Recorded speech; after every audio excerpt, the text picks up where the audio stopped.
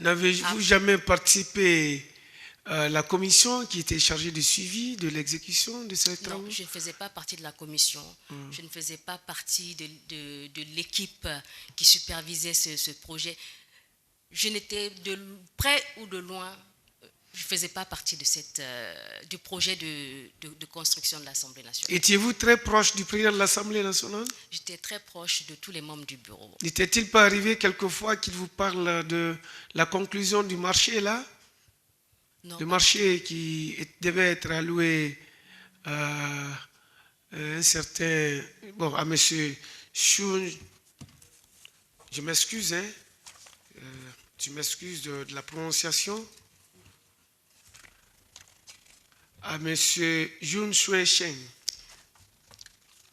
Comme je l'ai rappelé, les informations que nous avions par rapport au projet de la construction de l'Assemblée étaient lors des réunions du bureau, où le président de l'Assemblée venait nous faire le point en information générale sur l'avancée des travaux, ou en plénière lorsqu'il y a eu une projection sur la maquette de ce siège-là. Donc c'est seulement lors de ces rencontres que nous avions les informations sur l'avancée du projet. Oui. Mais vous aviez quand même des informations sur le montant qui était alloué. C'est lorsque le montant est arrivé. C'est quel montant précisé de passage? Les 15 milliards. Les 15 milliards de francs guinéens. Avant même que ces 15 milliards n'arrivent, excusez-moi, lorsqu'il y a eu la première tentative de dénonciation de certains députés, en l'occurrence le Séné Camara, qui avait accusé à un moment le président de l'Assemblée, le premier questeur, d'avoir détourné les 15 milliards. Donc, c'est avéré que les 15 milliards n'étaient pas encore arrivés au niveau de l'Assemblée nationale. Et donc, certains députés, donc présidents de commission, avaient été interpellés à la présidence d'alors pour venir s'expliquer. Vous faisiez partie de ces députés? Non, je ne faisais pas partie parce que tout le monde savait que je n'étais pas dans le processus financier. D'accord. Mais pendant l'exécution, puisque c'était une allocation destinée, c'était destiné à quoi? Dites-nous. Les 15 milliards, c'était destiné à quoi? Je pense que c'était la quote-part de la Guinée pour les travaux d'aménagement. C'est ce que nous avait informé. Comment ça a été exécuté? Monsieur le Président, je ne saurais vous dire. Et vous savez, la plupart des informations que j'ai eues par rapport à ce projet, c'était à la direction des investigations. Donc, l'argent, la destination, les travaux, les montants, je n'avais aucune idée. Enfin, ça ne m'intéressait pas à l'époque. Donc, ce sont vraiment, lorsqu'on a été interpellé à la direction des investigations, que j'ai pu avoir quand même quelques informations relatives à ce projet. Donc, je ne pourrais pas vous dire comment ces fonds ont été utilisés. Jusqu'à votre départ de l'Assemblée, vous n'avez jamais su des informations? Vous n'avez pas été curieux de savoir comment on peut allouer 15 milliards et que je ne sois pas informé de l'exécution? Non, vous n'avez pas eu cette curiosité? Nous avons eu l'information que les 15 milliards sont enfin arrivés pour les travaux. Donc l'information est passée en réunion du bureau, l'information est passée en plénière. Mais dire que avoir les détails de la dépense, non. Vous n'avez jamais reçu de montant provenant de ce fonds? Je n'ai jamais reçu de montant. On vous a jamais alloué un petit montant dans ce fonds, les 15 milliards? Pas du tout. Puisque vous étiez proche quand même du président de l'Assemblée, vous a jamais approché au moins ça? Bon, j'étais proche de tous les députés en tant que personne ressource. Et vous pouvez demander à la plupart des députés, mon bureau était un peu le point focal parce que j'avais une équipe dynamique qui se mettait à la disposition de tous les députés. Donc, je n'étais pas particulièrement proche du président, j'étais proche de la plupart des députés. Et monsieur Michel Camono, quels étaient vos liens? Ah, mais monsieur Michel Camono était mon voisin, le premier questeur, et donc membre du bureau, et bien sûr aussi un papa. Donc, nous essayons de travailler de façon conviviale, et comme je vous ai dit, pour la bonne marche de l'Assemblée nationale. Et dans cette bonne atmosphère-là, est-ce qu'il n'est pas arrivé qu'il vous briefe au moins sur les allocations qui ont été faites de ce montant?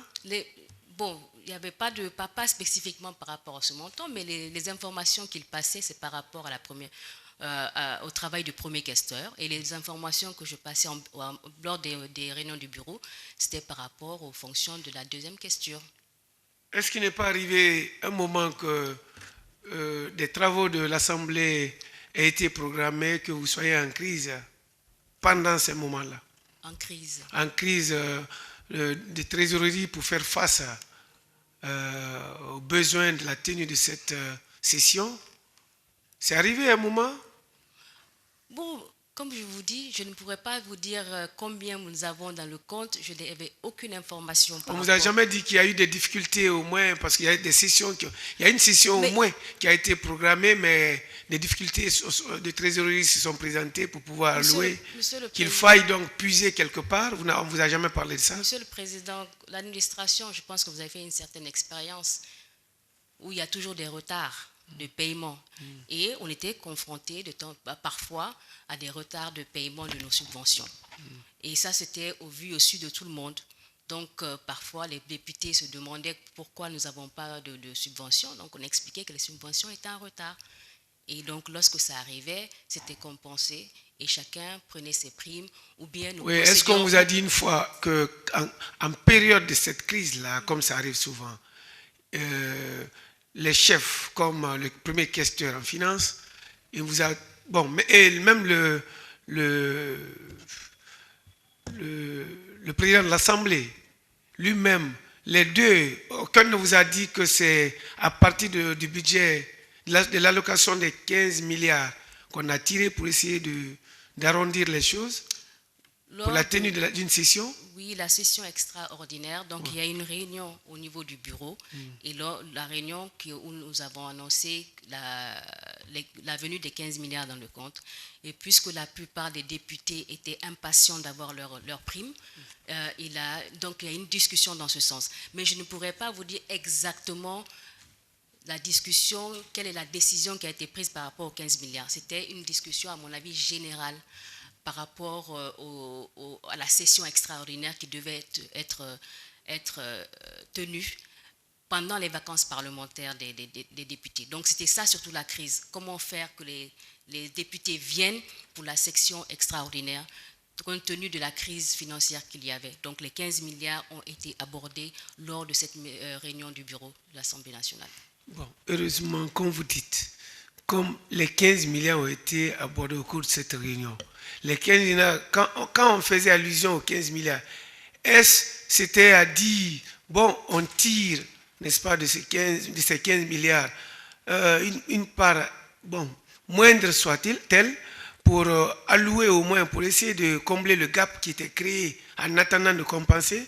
C'était ça la discussion? Non, la discussion était d'informer que les 15 milliards étaient arrivés et il a été débattu justement de l'utilisation, donc pendant la crise, qu'il fallait essayer de pouvoir donner les primes aux députés pour assister à la session extraordinaire qui avait été programmée. Donc ces primes-là devaient provenir, n'est-ce pas, selon la discussion? Il y a eu des discussions, mais je ne me rappelle pas de la décision qui a été prise dans ce sens. Oui, mais il est arrivé quand même qu'on ait suggéré que, certainement, certains aient suggéré que ce soit tiré des 15 milliards. Hein? Pour dire que s'il y a des fonds à disposition pour que les députés puissent venir jouer leur rôle, donc il a été débattu. Qui avait initié ça? Je ne pourrais pas vous dire, Monsieur le Président, parce que les membres du bureau, je pense qu'on était 15 ou 14, je ne me rappelle plus. Donc il y avait plusieurs membres du bureau. Mais vous, particulièrement, vous n'avez pas initié quoi que ce soit en ce qui concerne tirer un montant dans les 15 milliards et affecté au fonctionnement? Non, ce n'était pas mes prérogatives. Je ne pourrais pas me prononcer sur des choses que je ne connaissais pas. Et on ne vous a pas consulté non plus? Non, pas du tout. D'accord. Madame, s'il vous plaît, vous pouvez nous lister au moins vos biens? Alors, comme je l'ai dit à l'instruction, donc j'ai un immeuble, un duplex inachevé acquis en 2015 à Lambagny,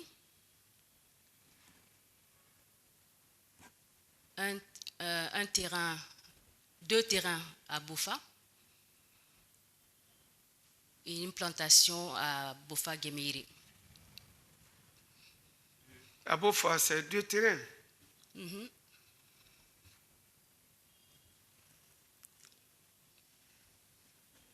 Et quoi? Une plantation Où? de 3 hectares à Guéméry, toujours Bofa.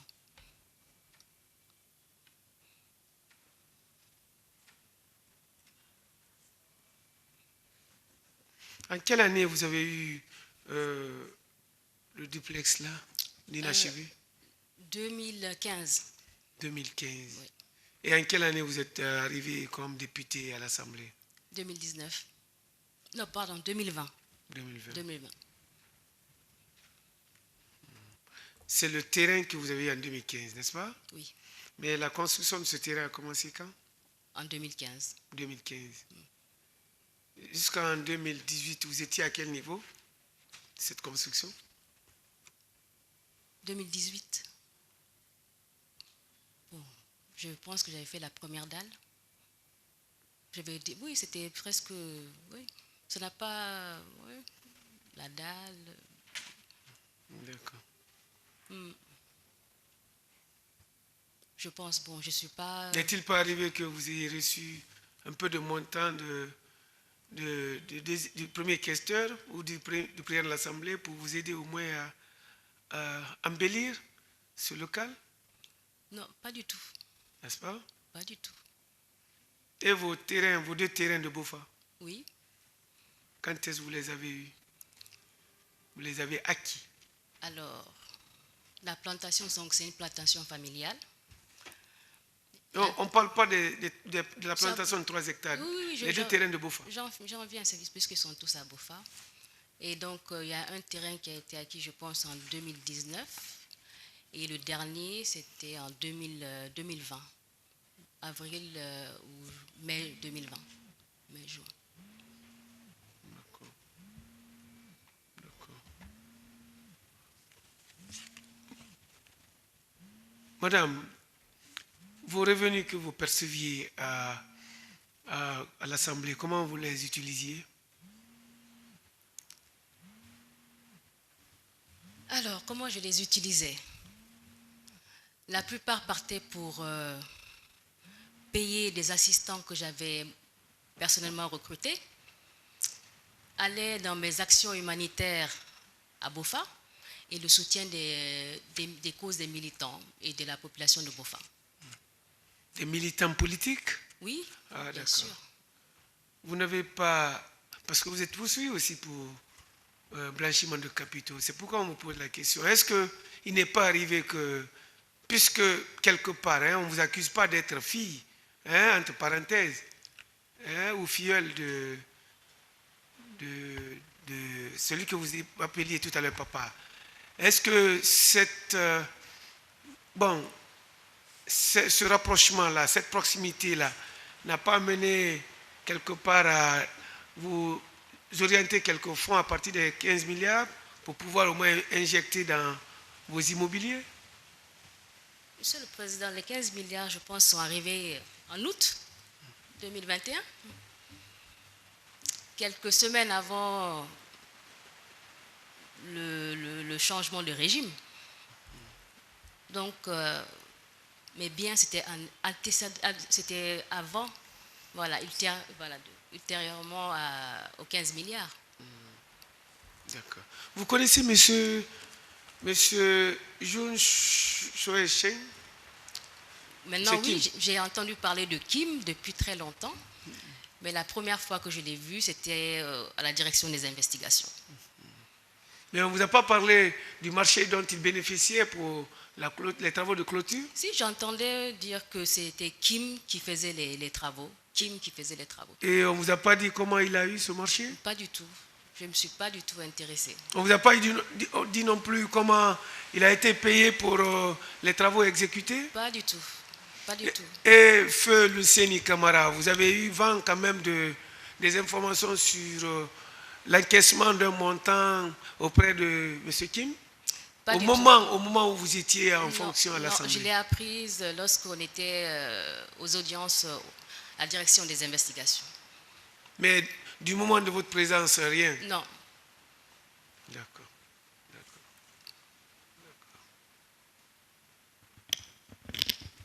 Monsieur le Président.